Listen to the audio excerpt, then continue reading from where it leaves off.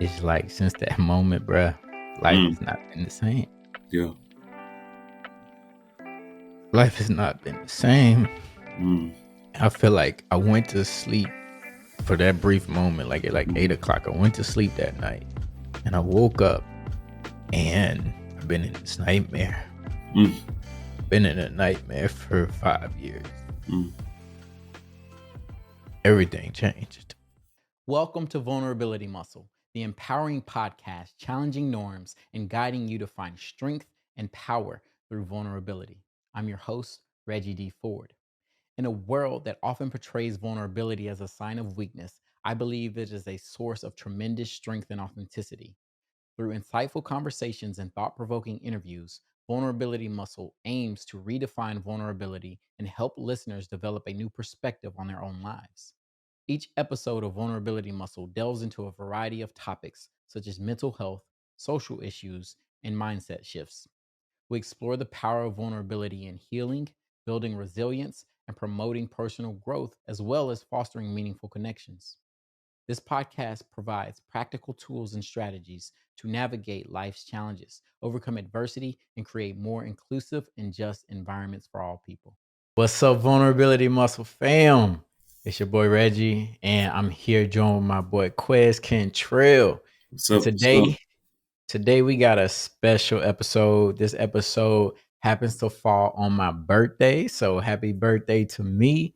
And with that, I wanted to tell the audience, tell the listeners a little bit more about me, have them listen to some of the thoughts and ideas and the ways that I would answer some of the vulnerability muscle questions. And so with that, I wanted to find somebody who I knew I could be vulnerable with. That's my brother Quez. So what's up, my brother? What's up? What's up, man? How you doing? How you feeling, man? I feel good, man. I feel good. I'm about to step into my 33rd, Yeah. and that's huge. Just counting my blessings and really trying to take it one day at a time. Yeah. Sounds Yeah, good, man. man. Sounds good. That and you wrapping up the first season. Wrapping up the first season. Thank you for that. Yes, this will Yes, be sir. the last episode of season 1 of Vulnerability Muscle.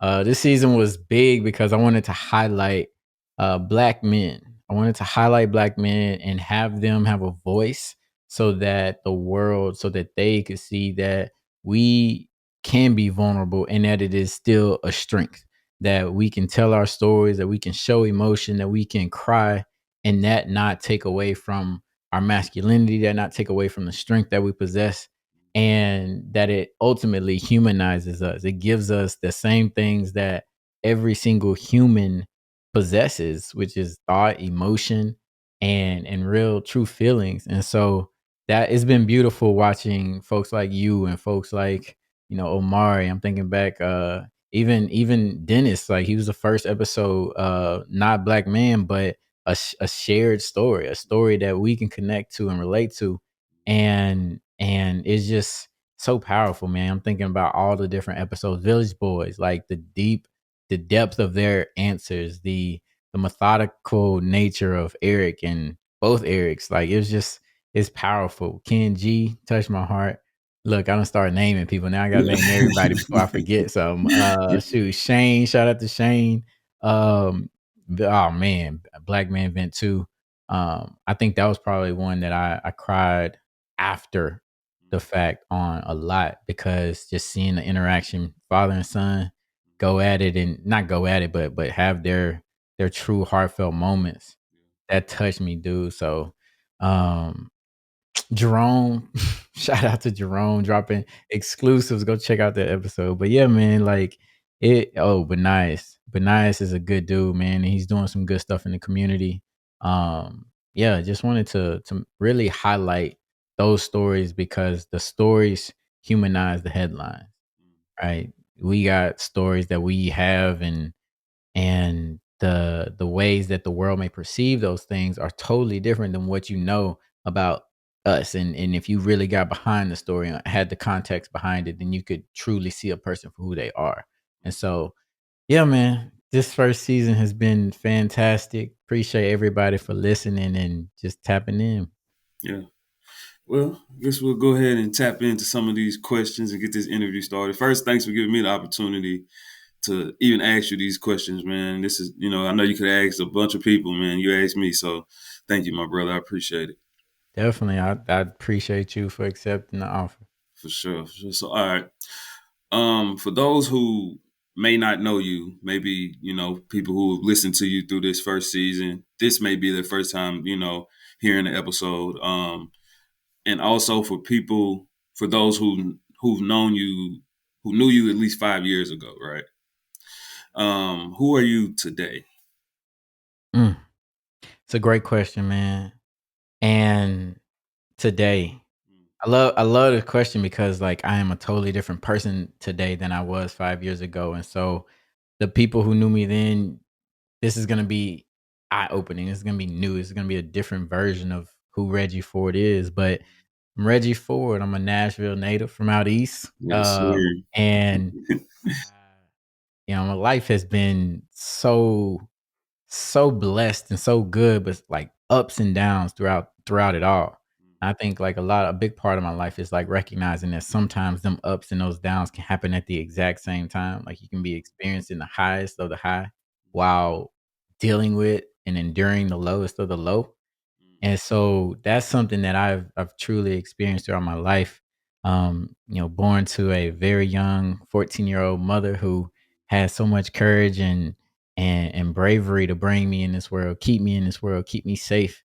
And that's something that, when I look back on, I probably didn't have enough appreciation for in years past, but just thinking about, her story and her life and the way that it has transpired and for me to be where I'm at, there is so much sacrifice there. And so that's been something huge for me to just reflect on. And then, thinking about my dad who didn't really have a relationship with until I was, shoot, really 18 probably. And in and out of jail and then prison. And again, looking back and reflecting on like what was he dealing with? What was he going through? What was his mindset at? That's really given me a level of grace and understanding for both of their stories and how it helped shape me. But I'm big into education because education was huge for me coming up. It Yeah. was the one place where I could compartmentalize everything and just answer 2 plus 2 is 4, right? There is the answer to that, and I can do that, and I can do that well, and I did that well, and it helped carry me to private school, which was a big part of my journey of being one of very few black students from the hood at a private school that was in the wealthiest part of town, and then going to Vanderbilt University, played a little college ball and enjoyed my time there. Studied some business, studied economics and finance, and then stepping into the world of business. Uh, I'm a founder of a wealth management company called Rose Creek Wealth Management. The name derives itself from the rose that grew from a crack in the concrete through all the perceived impossibilities, through all the adversity, poor soil, no light, no water. Its tenacity helped it reach the sun. And I see my story as that epitomized. Yeah. I am the rose. I say that a lot. I am the rose because, through all statistics and percentages, I'm not supposed to be here, but I'm in a blessed place. Yes. And, I started to really tell that story in my book, Perseverance Through Severe Dysfunction. Let me see. Yeah, right there.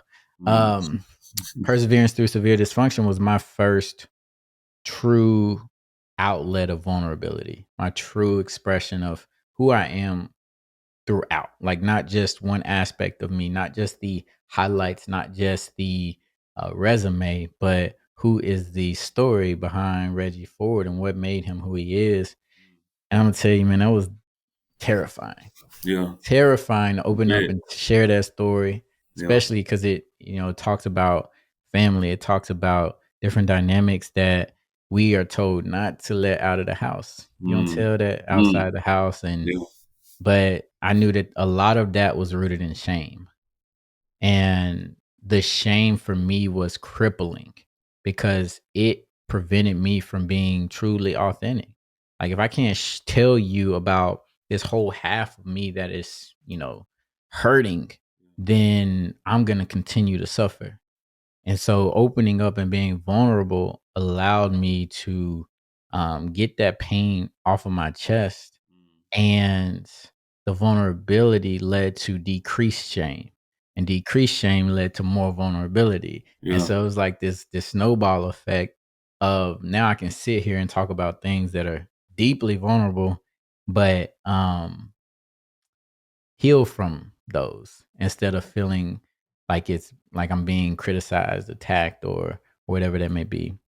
And so that's a long-winded way of telling you. And I'm also a motivational speaker. Yeah. I've been speaking since my book came out, and it's been a beautiful thing to be able to stand in front of audiences and share insights and share stories and data and show how the research connects to personal story, and it's been amazing to do that, and especially, when I get to speak to kids, it's like the best for me because I see the light in their eyes, and I see the ways that I talk about unlearning unhealthy behaviors and unlearning unhealthy things of your past.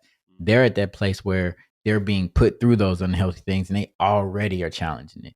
Like these young people right now, they do not care about status quo. They No. don't care about tradition. They Yeah. don't care about none of that. Not And at it's a all. beautiful thing because it's in the from my experience, it's been in the spirit of progress, in the spirit of true progress and equality. Yeah. And so that's been something that's been beautiful to watch. But who am I today? Long-winded way of saying I am a human with good days, bad days, flaws, accomplishments, and a whole bunch of stories that I hope to share with Yeah. you and the world.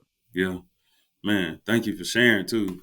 Thank you for sharing. I've, you know, had the privilege of seeing you in those spaces where you're doing your speaking and you got the stats pulled up and you got people doing breathing and closing eyes and visualization and things like that. So I can definitely say it's like what you do is powerful. You know what I mean? Seeing it from my perspective and seeing it from where I'm sitting, and being able to just be a part of it is definitely powerful. And I see it, moving when we're actually in those spaces. I see it hitting people. You know what I Mm, mean? yeah, Yeah, that's what's up. yeah, yeah.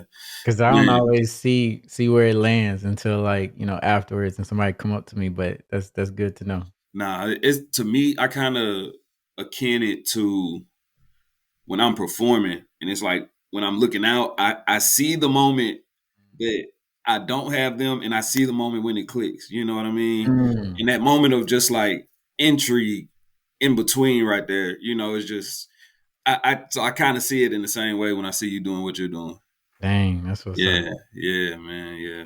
So let's stay on actually let's stay on brand, right? Vulnerability muscle. What comes to mind when you hear the word vulnerability?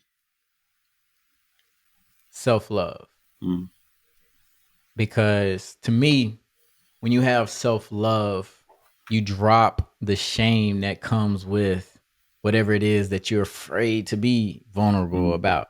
mm, Right? yeah, And so, to me, the opposite of vulnerability is not strength. Like, it's not like you're either strong or vulnerable. No, it to me, it's you're either vulnerable or you're shameful. And so shame comes from a lot of negative self-image. And how do I look at myself? How do I view myself? What do I feel about me? And why is it bad? Why is it negative? Why does it have that connotation? Whereas vulnerability, if I'm able to be vulnerable about it, if I'm able to own up to my story, my life, my struggles, my goods, my bads, then that is a level of self-acceptance. And self-acceptance is a step towards self-love. So when I yeah, hear vulnerability, I hear self-love. yeah. So shame and vulnerability are opposites.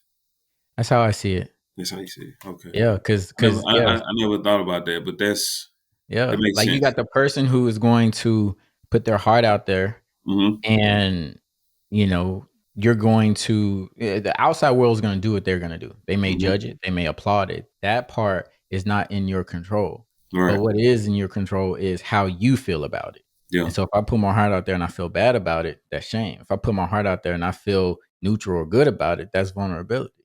Mm, mm. All right. What is one of your favorite childhood memories? Favorite childhood memory Uh-huh. is definitely around the time of like Christmas and being with my grandparents. Yeah. I would spend like the whole Christmas break with them, but being with my grandparents and getting to this was my first time drinking. I'm drinking with my Mm. granddaddy at 8, 9, 10 years old. Yeah. Just sips of Miller High Life or a Yeah. whole Miller High Life. That was his drink of choice. So, Yeah. but then also just like the tradition of he used to make these cookies, call them cinnamon sticks, and we make the cinnamon sticks. I didn't truly like them, but it was fun to like just do it and be with him and watch him do it. And then get to enjoy the cinnamon sticks around Christmas. And then also hopping in the car and riding through the city with my grandmother and looking at Christmas lights and just being with them, man. Like Yeah. it was true warmth. Like I'm Mm. getting warm just talking about it. Mm. Even in the Yeah. cold month of December, just truly enjoying that time with them and being safe and secure. Yeah. Man, what was one of your, if you have a memory of one gift that Mm. that just pops in the mind from Christmas, what would it be? So yeah, I was actually at home at the crib when this gift got delivered. Like on Christmas Eve, I was probably back at home most of the time. But so I'm up in the middle of the night and I'm looking out the window and my granddaddy pull up. It's not even that late. Like, they expect me to go to sleep, but I'm still up. But I see him carrying this big ass basketball goal on his Mm. back. Yeah. And so he got the basketball goal, and I hear them outside putting it together and all that. So like that was one because it was one that I didn't know I was gonna get. Hoop it cost a lot back in the day, a couple $100, and I'm like, man, I don't know if I'm gonna get this, but I want it. Yeah. And so, but yeah, seeing him come through carrying that thing on his back Man. was definitely a big one for me. Man, fond memory. Fond Yeah, memory for sure, I'm sure. What is one thing you do to relax when you are feeling stressed? a lot of things. But one thing I think the first thing that comes to mind is breathe. And I got the Calm Me Go, thing that I tell y'all about. That's one tool that I actually help to regulate my breath when it's too hard for me to do it myself. But I think breath in itself is a regulation tool that we all have, um, that we can access at any time. Yeah. Like, you can sit there no matter if you're standing in line, no matter if you're running, like, you gonna be breathing. And Mm. so breathing and controlling that to then reset your nervous system is a great way to, calm down when you stress. So I'll it's a lot of times in my day where I'm just literally focused on meditative breaths, where I'm paying attention to my breath, where I'm paying attention to where my mind is going while I'm Mm. breathing. Or Mm. if I find myself, my heart racing or something like that, and first thing I'm doing is like, okay, how can I control my breathing in this moment? Because usually Yeah. that's the only thing that I can control about a situation is my Yeah. breath. So the Kamigo, how is it? How does that work? What's up, Vulnerability Muscle fam? We've got an amazing sponsor to talk about today, and it's a product that has truly made a difference in my life. Calm Me Go. Now, I only bring products that I believe in, and this is one that has been a game changer for me. Whenever I feel stressed, whenever I feel like things are just piling up and the anxiety is really cranking up, I turn to my Calm Me Go device. This is it right here. This thing is literally a game changer, and I was skeptical about it at first, but what makes this thing stand out? It combines three scientifically proven methods to reducing anxiety. First, there's a grounding technique, multi-sensory stimulation that really helps you stay present. So you have the feel of it, there's a vibration factor, there's lights, there's also smell. Then there's that scented element, tapping into the power of aromatherapy. But here's the kicker, and what really sets Calm and Go apart is personalized breathing regulation. It's like having your own breathing coach in your pocket, in your hand.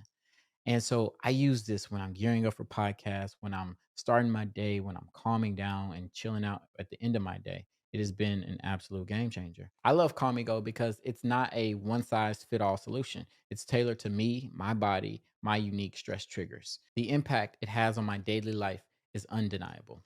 Now, I want you to experience the calm that Comigo can bring to your life.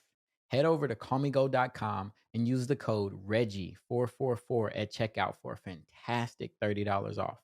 Trust me, this is an investment in your well being that you won't regret. Visit comigo.com, use the code Reggie444 at checkout, and let Comigo help you find calm in the storm. This right here is the Comigo. I don't know if you Hmm. can see it's a little light on there right there. And I just put it in the vibration mode. But what you do is like it has three lights on here. Hmm.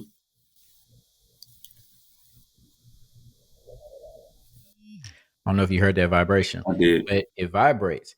And over time, that what I have to produce in order to get that vibration increases like Mm-hmm. slightly. It's like Hmm. point zero, it's like point 0.2 seconds every single time. And so it increases and increases until your breath gets deeper and deeper and deeper and deeper and deeper.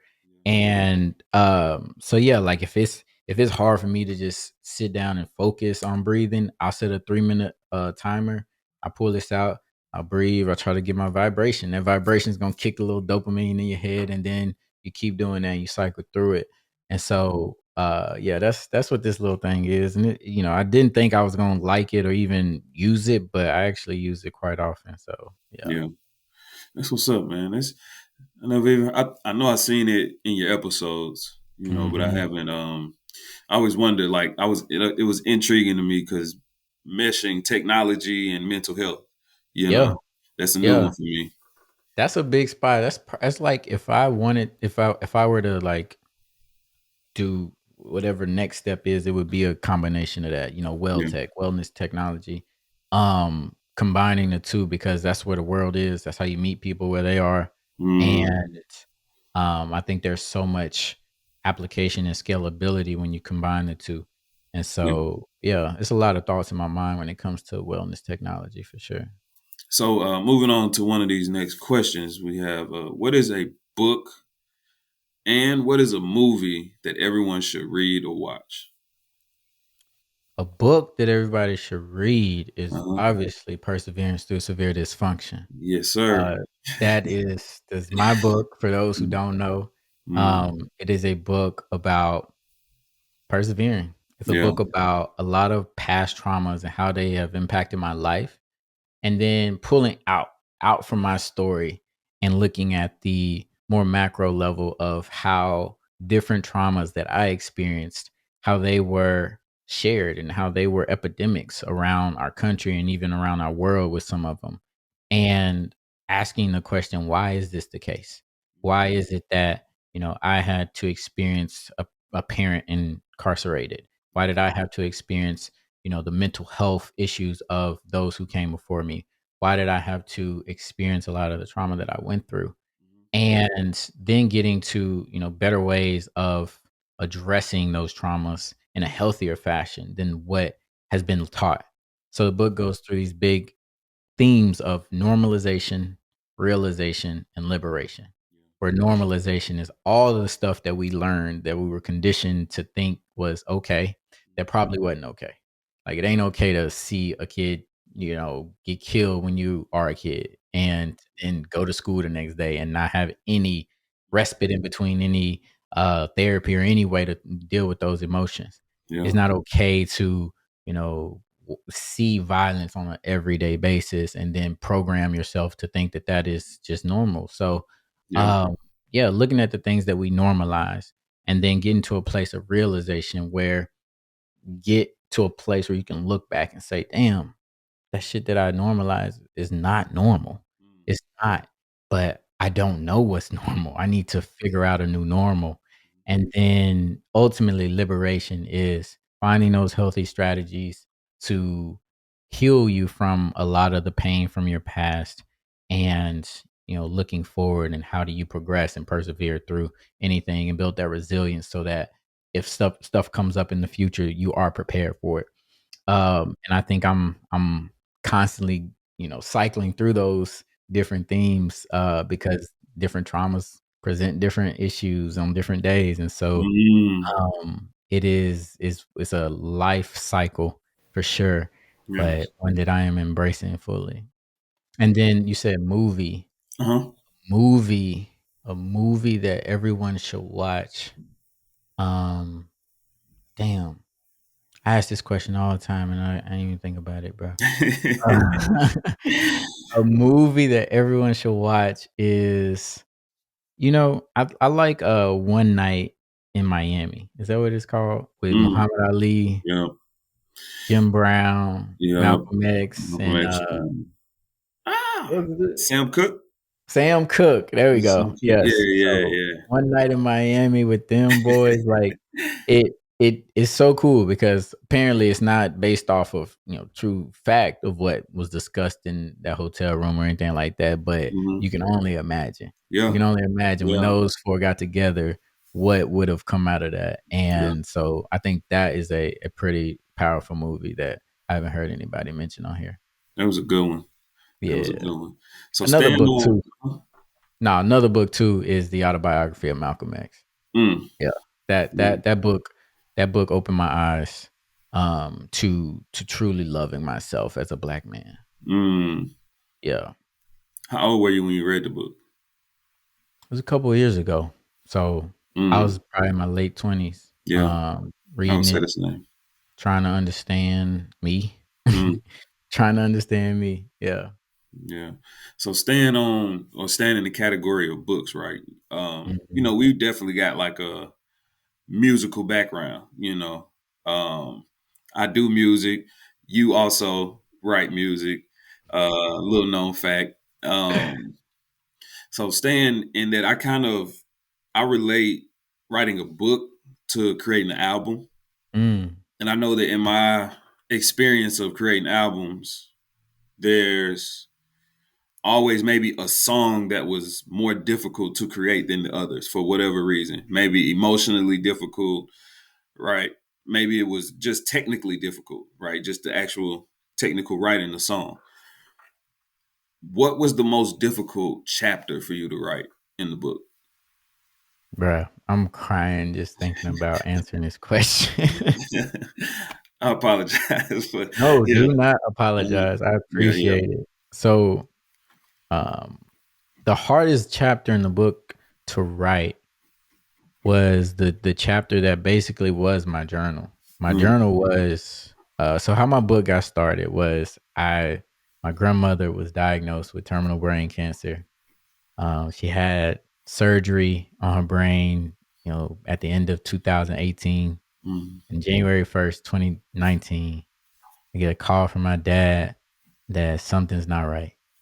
And I didn't know what to do. So I hurried over there and got there and saw my grandmother laid in the bed, stiff as a plank.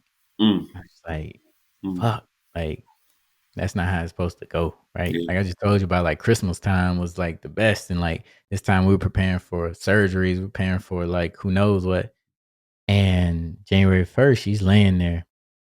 I walk into the room because I saw her twitch a little bit, and she's still alive, but her eyes bulging out of her head, her lips are pursed together, she's sweating, and like all she can make out was, "I'm sorry."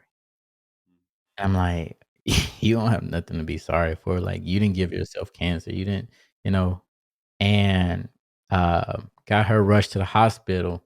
Come to find out that she had attempted to die by suicide by injecting herself with all the insulin that she had. And man, like, and understanding a little bit more about it, she was overdosed on this psychotic or on this steroid that causes psychosis. She had just had her brain cut open, all this stuff, and so like she wasn't in her right mind. But just hearing her say like, "I'm supposed to be with my mama," like my great grandmother, she wanted to be gone. It hurt, broke my heart, and so a couple days later, I'm with the fam or I'm with her, and my dad and my aunt and uncle, they come to the crib and uh relieve me of duties of taking care of her. I get home and, you know, within a couple hours I get a call back from my dad, and it's like since that moment, bruh, life Mm, has not been the same. yeah. Life has not been the same. Mm, I feel like I went to sleep for that brief moment, like at like mm, 8 o'clock. I went to sleep that night and I woke up and I've been in this nightmare. Mm, Been in a nightmare for 5 years. mm, Everything changed. And so journaling became an outlet. Writing in my phone at the end of the day, I would mm, just type what was going on, how I felt.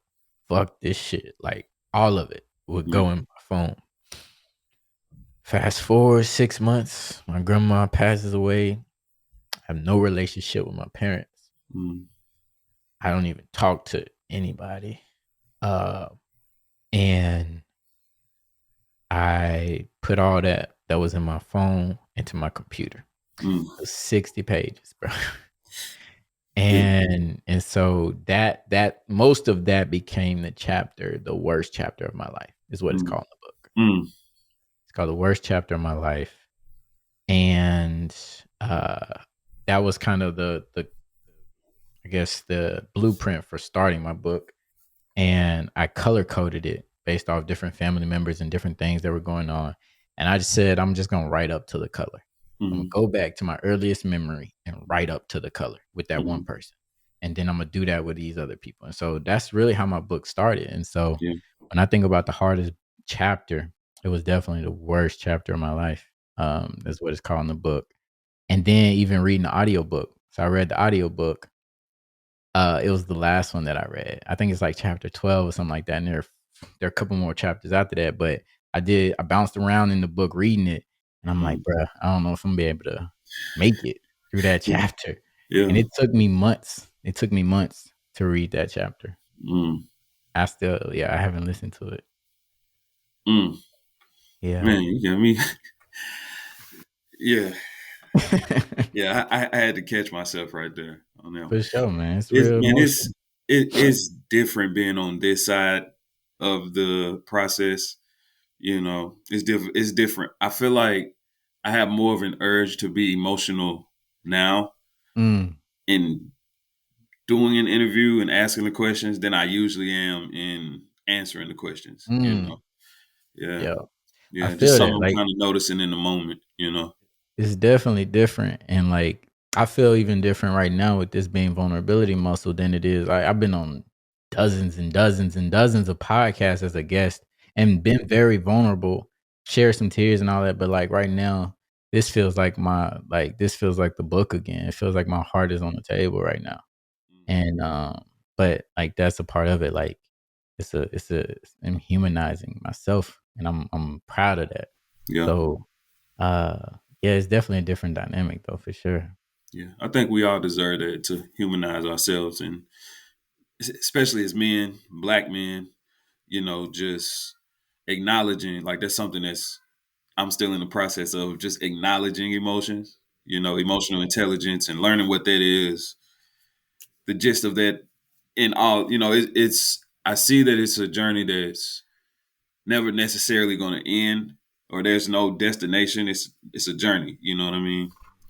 Definitely, Um, definitely. so how have your views on vulnerability shifted throughout your life? I think, going back to how I would have defined vulnerability, and even like I catch myself or I look back at the book in the normalization interlude, there is a uh, reference to vulnerability in Mm, contrast to strength.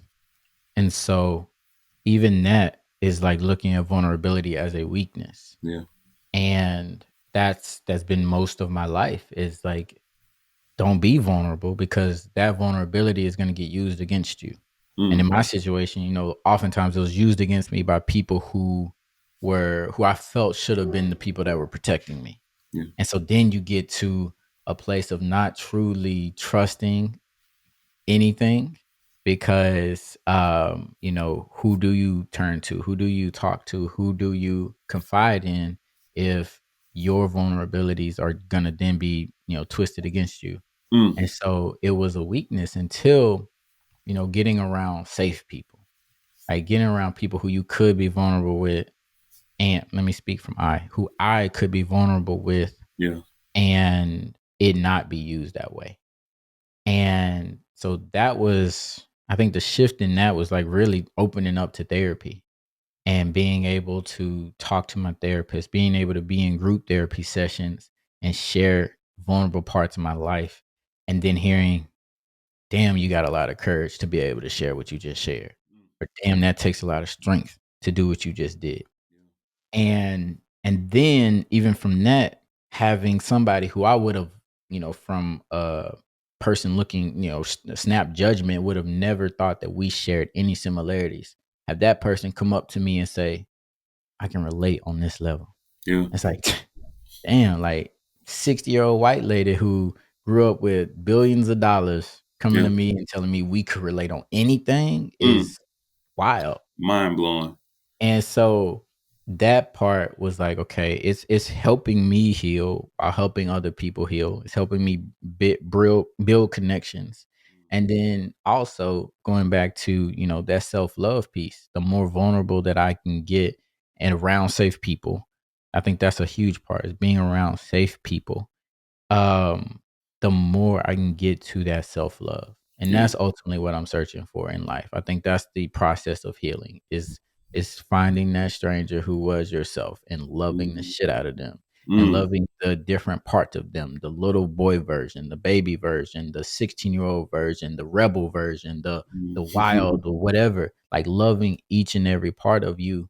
And that's where my definition of vulnerability is now. Mm. Mm. I really want to like every time you say something, I kind of want to like You rebut to can it, say but whatever. I'm really just taking it in. Honestly, I'm just taking it in. I don't know. It seems like you've been such a listening ear, so to be on this side, you know, it's still something that I'm adjusting to in the moment. You know what I'm saying? Like I have the urge to be emotional, but also like my level of entry, even with the book, reading the book, every interview that I've watched, I think just sitting here and being in the conversation is like it's a having a different impact on me. You know what I mean? Can you share a defining moment in your life when you felt most empowered? Yeah. I was just talking with a good friend about this. Actually going through a couple of these questions beforehand. And the empowering moment for me came, one of the earlier ones was when I graduated from my high school Mm, and then going to Vanderbilt. yeah, So rewind a little bit. Going into high school, it was thought that it was going to be a very difficult transition for me academically. And they yeah, actually wanted me to repeat the seventh grade. So I did seventh grade in public school. And then when I was going over there, they wanted me to repeat the seventh grade, but went ahead, did eighth grade, and academically excelled at that school. mm, But the cultural part of it all and social dealing with people was the hardest transition I ever had to make in my life. yeah, And that piece had me coming home crying, had me thinking like I'm not gonna make it through this. Like I will I'll die trying to make it through this. mm, And I somehow was able to muster up the courage to continue to persevere through it. That eighth grade year was tougher than the rest, but high school, I'm around my brothers, like different folks from neighborhoods that I grew up in and different things like that. And it wasn't too many of us, but it was enough to be like, this is family. mm-hmm, And we always got together at lunch, and it gave me that piece of normalcy to where I was like, okay, like I can do this. And then after school is football, we put on the pads, everything feels like home on the yeah, field. yeah, And so, graduating was a moment, neither one of my parents graduated. And so it was a moment of pride of being able to walk across the stage. Uh, and then, going to Vanderbilt, I said that one as an empowering moment because of my high school achievements, I was pursued by all the Ivy Leagues. I was pursued by schools all over the country. And the overwhelming decision that was being made for me was that I was going to go to Harvard. And I felt at that time, because I didn't feel like I had a voice. I didn't feel like I could advocate for myself. The um yeah, the consensus was that you're going to Harvard, and it hurt me. It kicked me in my stomach every time. I'm like, I don't want to. I don't want to have to make this transition again. None of you all who are pushing for this understand the shit that I'm going through right now. And to do that in a whole nother city, to do that in a whole nother environment is going to weigh too heavily on me. And I'm just sensing this as a 17-year-old. Mm, And I also knew that I wanted to be around for my little brother and sister who were young. They were super young at the time. And I wanted to be tangible. I wanted to be accessible. I wanted to be there in their lives. I said in the book, like, I got 3 brothers and a sister, and we got different parents. It's a whole mismatch of parents, but none of the fathers were involved in those lives. mm, And as the oldest, I was the big brother to a bunch of fatherless children. And I wanted to play that role and be present in that role. And so when it came time to, pick schools, like I self-sabotage. I'm SAT just like BC, BB, BC, BC. Like I'm just answering whatever so I can lay my head on the desk. mm. I'm missing tackles. I'm not, I'm self-sabotaging, bro. Yeah, Like, yeah. um, and ultimately, it was like, if in order to get into a school like Vandy, I still have to put forth that effort, and I did that. And got into Vandy, was able to go to Vandy, and what happened was like so many people would take me to like dinner. I was getting offered wine and all this different stuff, fancy dinners, and being pressured like a dog against the wall. Like I was like, bruh, like I feel like I don't have an answer in this situation. Like you're going to pull out, okay, yes from me, or you're not gonna let me leave, is what it Yeah, felt like a lot yeah. of times. And these are from Mhm. people who I know love me, I know who cared about me, and they're probably, hindsight 2020, but like, probably saying like it could have been better if you would have went here, da da da da. But like I don't think success is defined by, the school that you went to, by the job or career that you ultimately get into. If I Yeah, would have did all that and been the number one banker on Wall Street and been miserable and killed myself, then no, that's not success. yeah, And so it was ultimately me trying to find like true peace within myself, and then have a voice and speak up for myself. And that felt super empowering to, I did it in a roundabout way, but it was me speaking up for myself. yeah.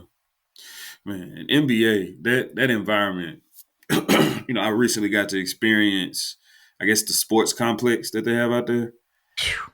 Yes. $100 I was million literally sitting sports there, like, complex.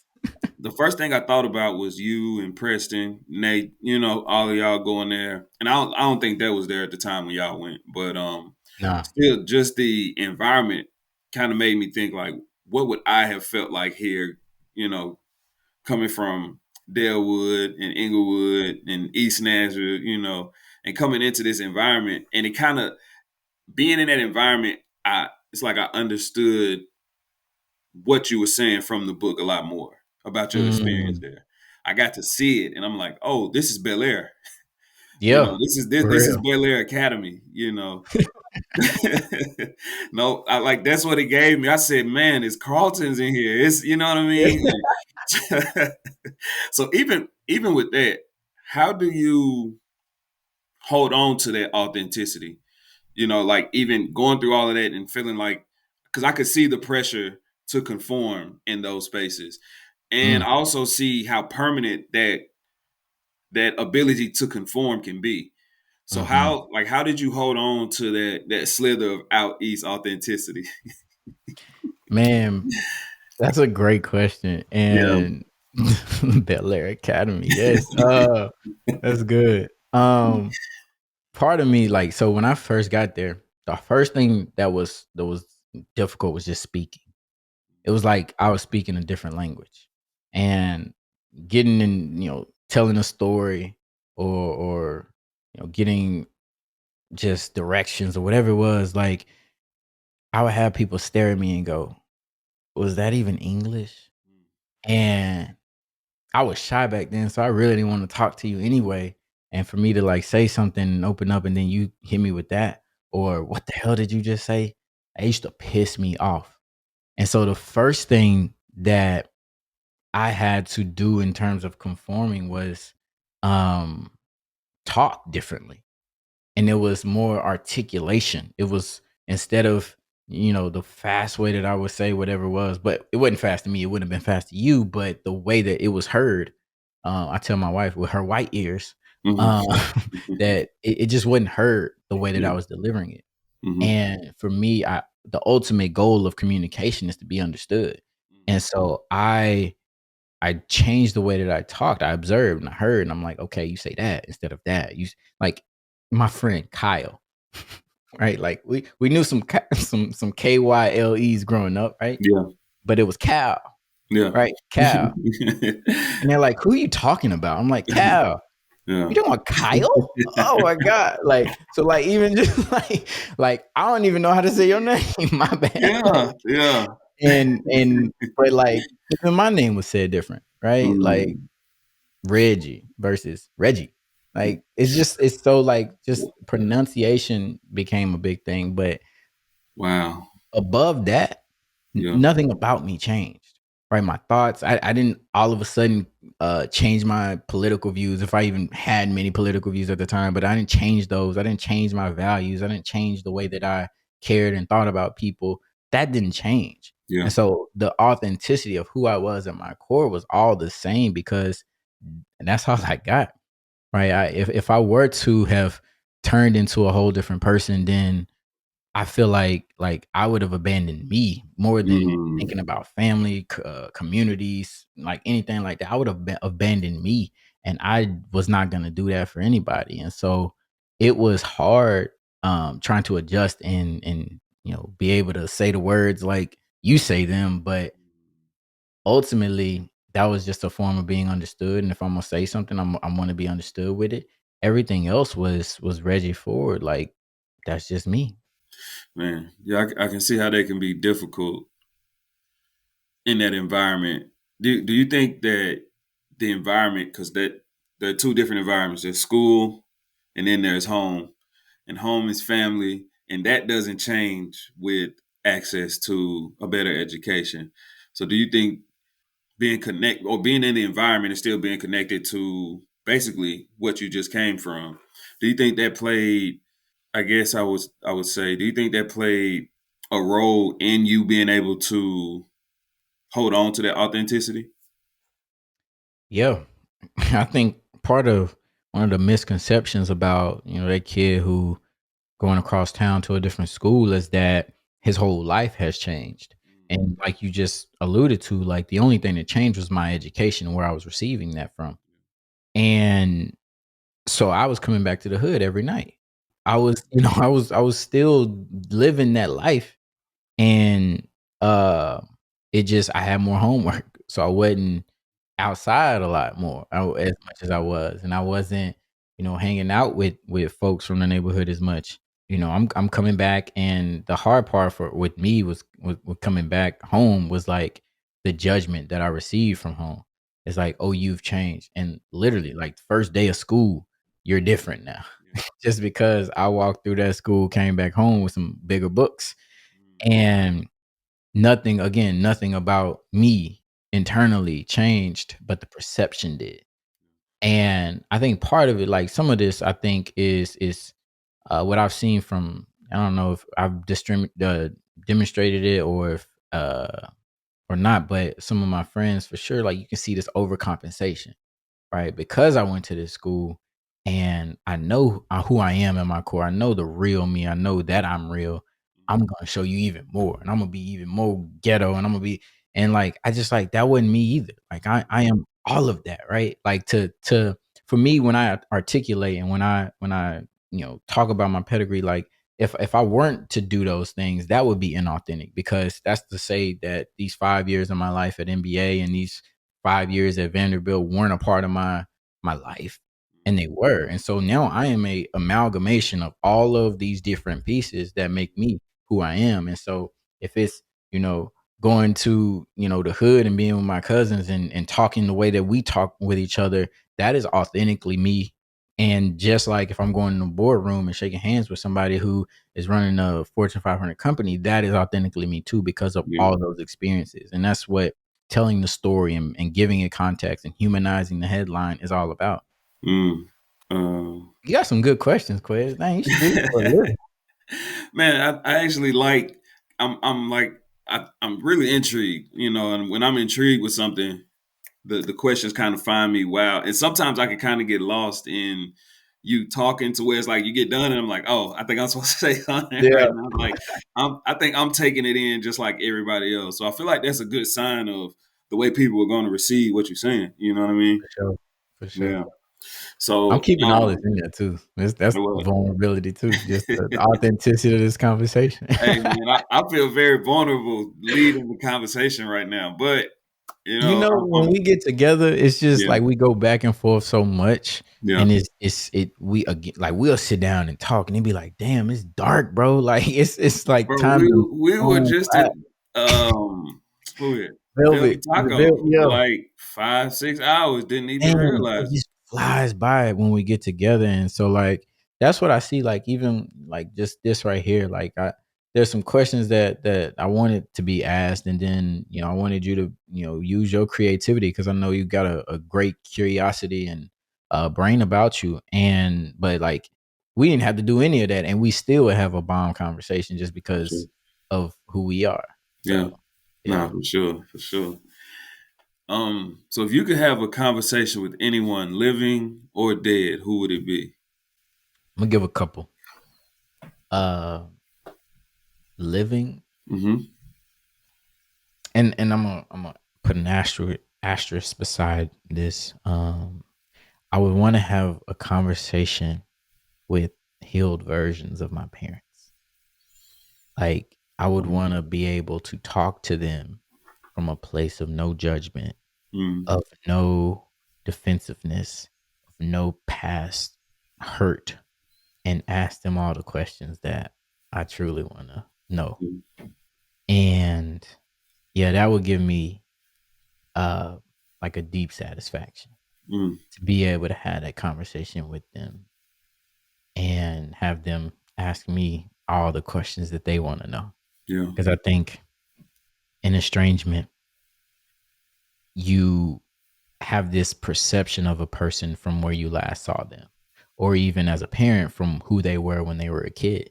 Mm, And we are ever evolving, and I am a totally different person. They are totally different people, yeah. and I think that conversation would allow us to know who each other is, and so that would be, the living, and then dead, it would be, my grandmother and Muhammad Ali at the same time because she loved Muhammad Ali. Oh wow. And she put me on game with Muhammad Ali. And I Yeah. remember like when he used to talk, "I'm so pretty, da, da, da." I'm like, "Grandma, why does man keep talking about he pretty? He ain't pretty." Mm. I'm like, "What's going on?" Like, I'm little as hell, and I'm just like, "Why does man keep talking like that?" But like, like what I love about Muhammad Ali is just his bravado and his he knew who he was and he loved who he was and he was confident, sure in that. And he wasn't afraid to stand up for what he stood for. And that was huge, to forfeit so much money, to forfeit time away from the sport that made him who he was, to be punished in the way that he was for standing up for his self and his beliefs, uh, is so commendable, and something that I strive to do. He walked in authenticity, and that is just something that I admire deeply. And yeah, to have that conversation with him, with my grandmother right there asking all the questions, would be just a beautiful moment. Yeah.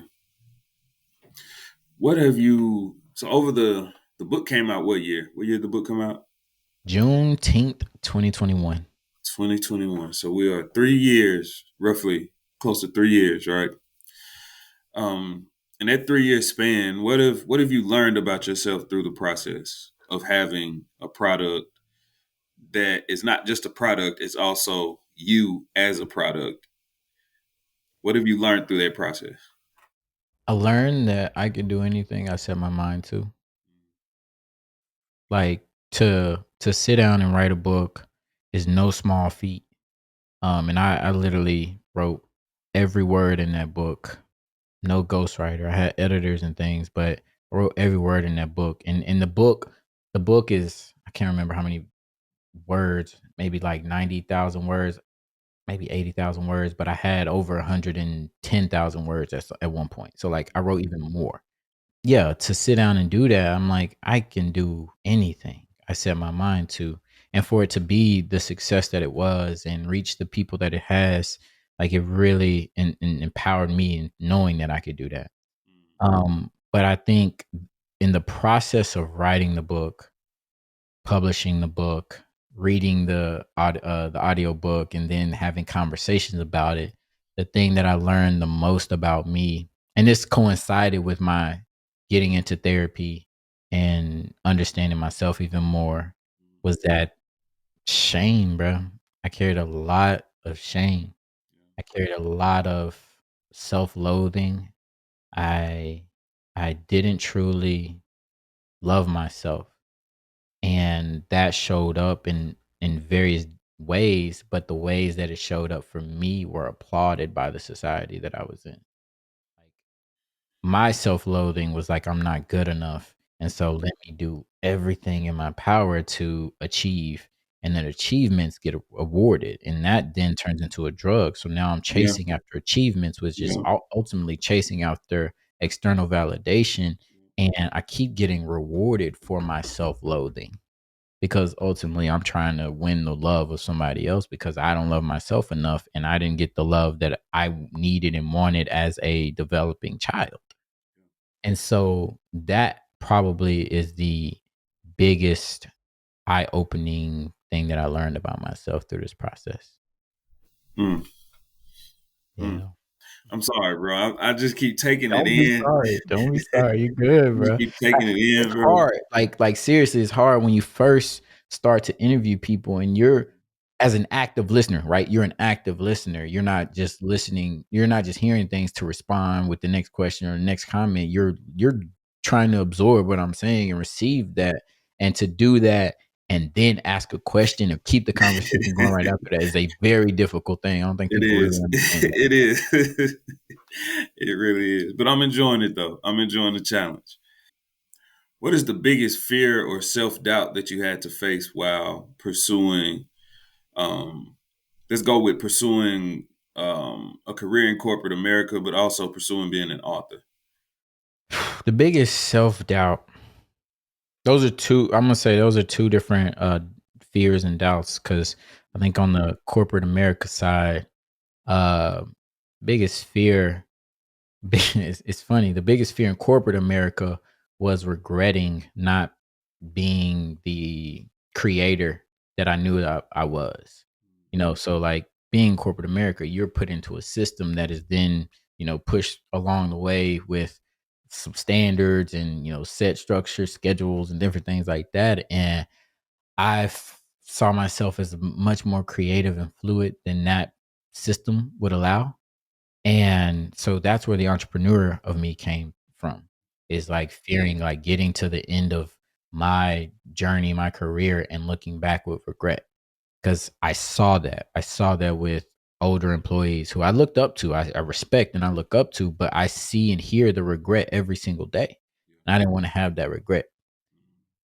And then I think with the book, the biggest fear or self doubt was it was terrifying. Like just putting out the story and for it to knowing it was as vulnerable as it was, that was terrifying for me. To where like I almost was like I almost scrapped it as a product. Like it wasn't gonna be a book. It was just Wow. I wrote it. It was therapy, and it's Yeah. gonna be in my computer forever. Mm. But the self doubt of will anybody care?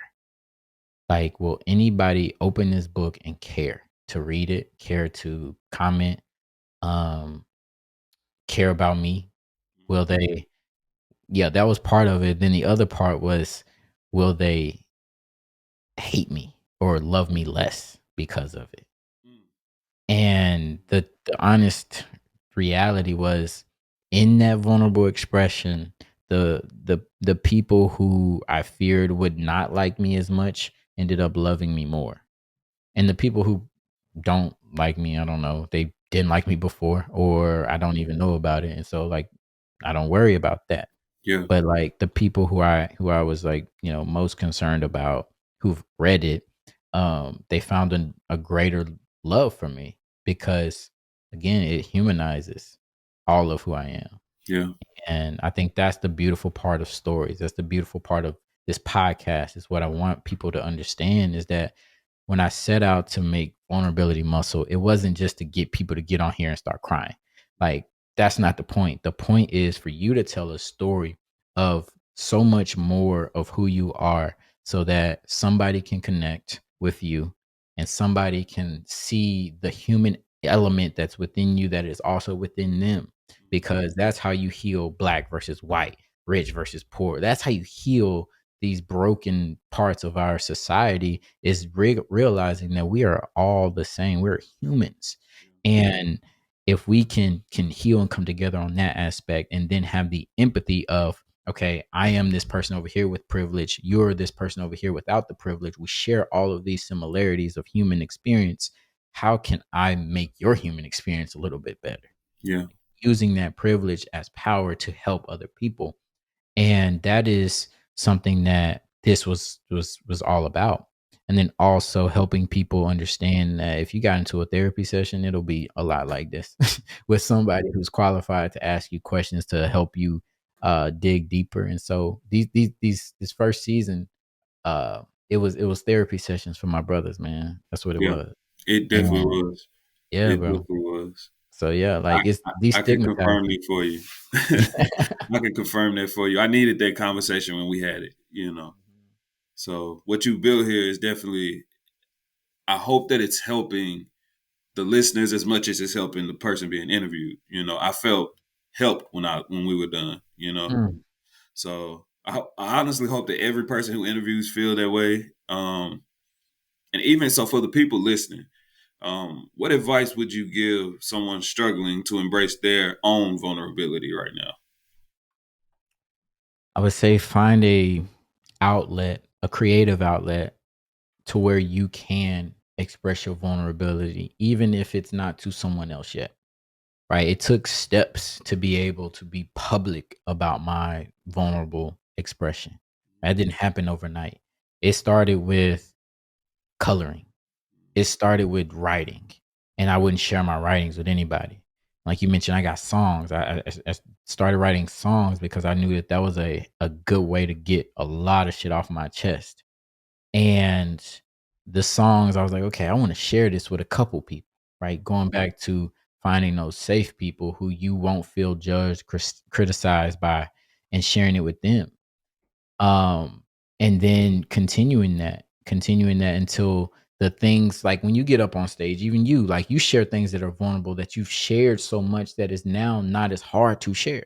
Mhm. The first time you told that story, it might have been real difficult, but Yes. the more you share it, the more you practice vulnerability, the better you get at it, and the less pain you start to carry with some of those things, and the less shame you carry around some of those things, because you realize that, oh, I'm not the only one dealing with this. This doesn't make me a bad person. It doesn't mean that something is wrong with me. There is just something bad that happened to me.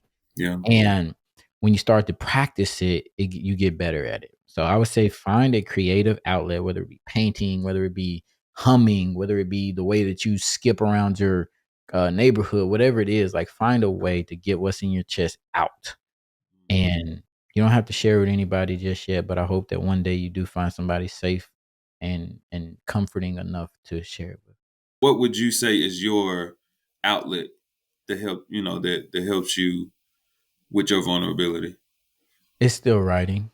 Mm. It's still writing, and so I do a lot of it, and that those don't get shared, right? I write.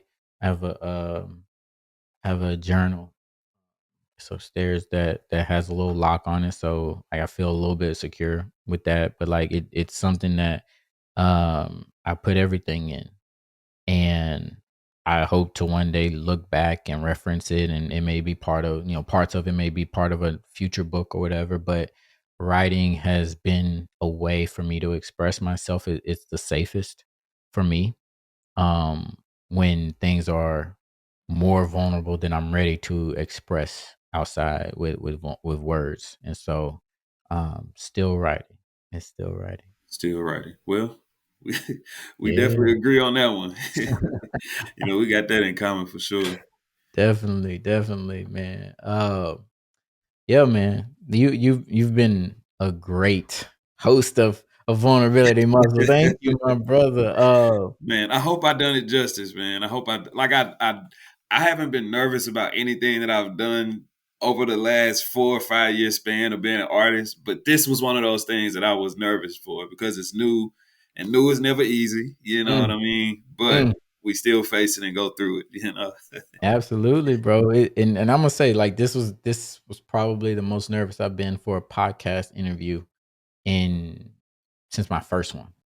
Like because I knew the depths that we would go to, and I really didn't know which direction the questions would go, but I knew the depths, and also just like I don't like hearing myself, and I know like somebody's gonna play this in the clips, and I don't really want to hear that, but it's got to be shared, and I think that's a part of my mission is sharing my story and sharing my purpose so that it does inspire and help other people heal. Yeah. Well, Yeah, you are definitely doing that with vulnerability muscle, man. Thank you for creating this platform. Like, man. Thank you, thank you thank for you. being brave enough to create this platform I and what appreciate. it's doing for others, man. It's a world of change that I can already see. Thank You you, know, thank you, thank you.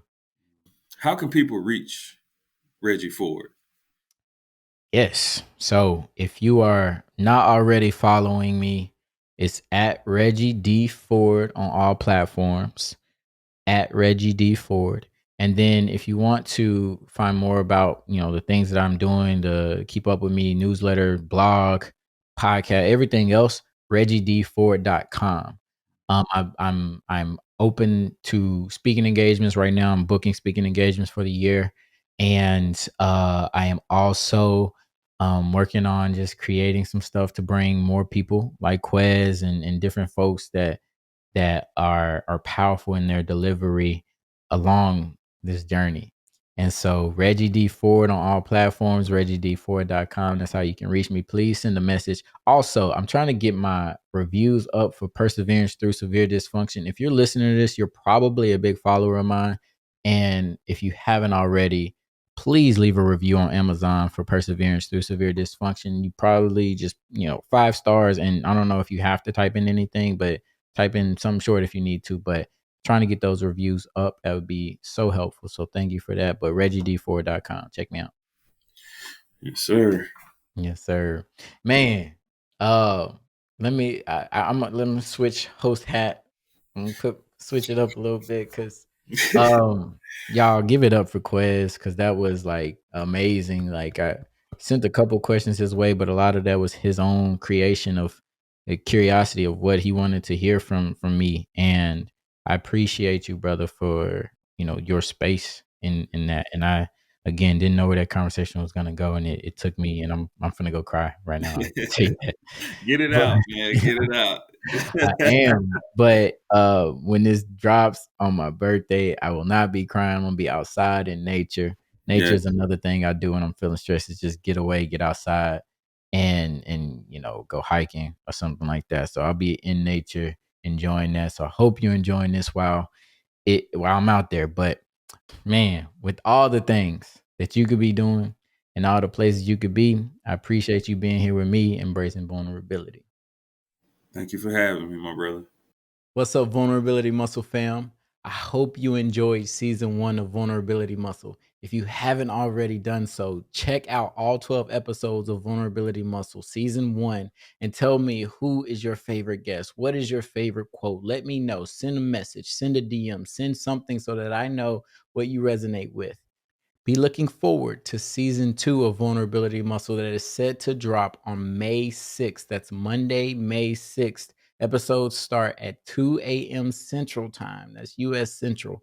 Monday, May 6th. Mark your calendars. But in the meantime, every Monday this month of April, we will be having clips from our favorite episodes of Vulnerability Muscle season 1. So if you haven't already checked out the full episodes, go check those out so you're all caught up for season 2. Thank you for joining another episode of Vulnerability Muscle. I hope that the stories and the insights shared really resonated with you. And if you want to help the podcast, you can do a few things. First, hit the subscribe button. If you've been moved by the conversations of redefining vulnerability, please consider leaving a review. Share your thoughts on YouTube, Apple Podcasts, Spotify, or wherever you're tuning in from. And don't forget to spread the word. Follow us at Vulnerability Muscle, or you can keep up with me personally at Reggie D Forward for additional resources. And remember, embracing vulnerability is a strength. Thank you for being a part of the journey. And until next time, stay empowered, stay vulnerable, and keep flexing that vulnerability muscle. I'll see y'all May 6th.